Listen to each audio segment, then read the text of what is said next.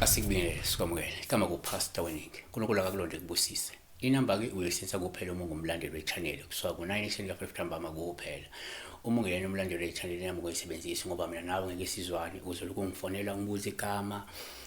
uzoloku ungifonela ungabingeleli uzoloku wenza okuningi umuntu ongumlandeli uyazi megafona uyafona ebingelele echaza igama achaza inkinga yakhe kuphela futhi umuntu ongumlandeli wechannel akangiwhatsappi akangithumelela ama-SMS sibheka la uNozi Mdutshulwa 90 Mdutshulwa 54 futhi @Nozi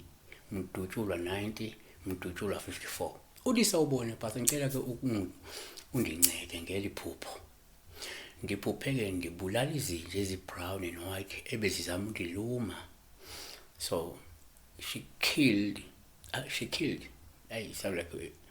uNozi ngoba umuntu wesifazane she killed dogs that were trying to bite her. Nake singakusho one ngokujwayelekile uma uphupha izinja zikuluma uPawulos uma uzibulele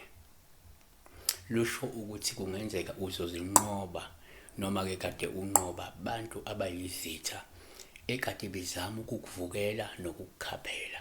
uIsaiah 54 verse 11 yebo bayizinja eyahayi abakwazi ukusutha 2 kwesinye isikhathi uma uphupha izinja zikuluma uPawulos uma uyibulala lusho ukuthi kungenzeka uzobehlula abantu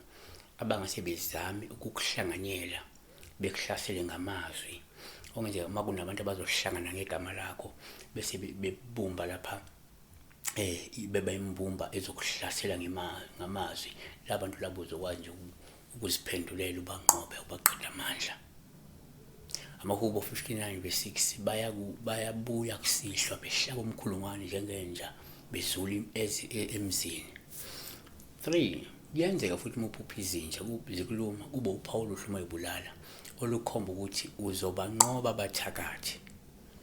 abahlangene ngawe abagadlayo Jeremiah 1 verse 19 bayakulwa nawe kepha-ke abayikuwahlula ngokuba ke mina nginawe usho kanje uJehova ukuba ngikophula so siyabonga besibheka la uma uphupha izinja zikuluma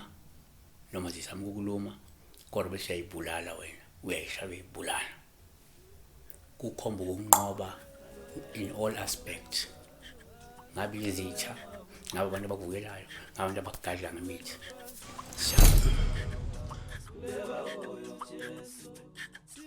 Siwe ni pansi na matulu,